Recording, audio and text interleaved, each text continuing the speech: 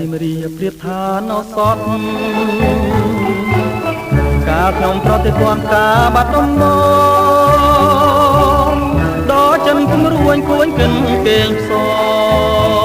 ងតែបាត់ដំបងបងស្មាចំបាឥឡូវបានយល់ចំពេស៊ីមរៀបក្រអូបជួតជ្រាបពោពេញអមរាទ្រង់បងបានស្បាយពីរឿងស្នេហានៅការចំបាឲ្យរៀមក្រៀមក្រមរយព្រួយរយនឹករយសែនទន្ទឹង